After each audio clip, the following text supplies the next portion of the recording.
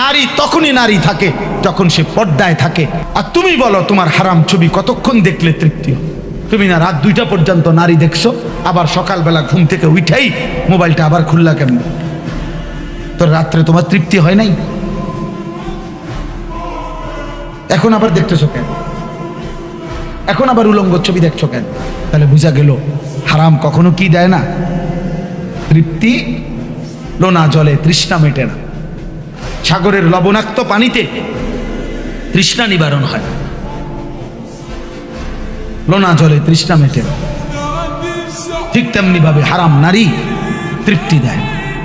এজন্য যে নারী, যে মেয়ে বেপর্দা, ওই বেহায়া নারীর মূলত নারীত্ব বলতে কিছু নেই।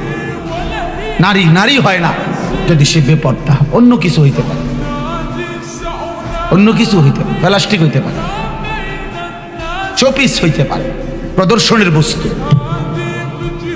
প্রদর্শনের বস্তু। কিন্তু নারী তখনই নারী যখন তার ইজ্জতের কদর, সম্ভ্রম, নারীর পর্দা, আল্লাহর কসম, নিজেকে আড়াল রাখার। হরিণ তখনই হরিণ হয় যখন সে বনের জঙ্গলের গভীরে থাকতে পছন্দ করে।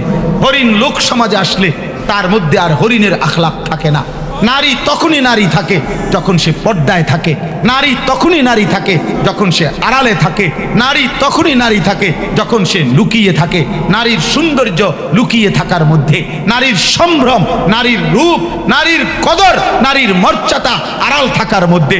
খোলামেলা এই ওপেন খোলা হয়ে যাওয়া, এটা অসভ্য আর লম্পট নারী ছাড়া আর কিচ্ছু না।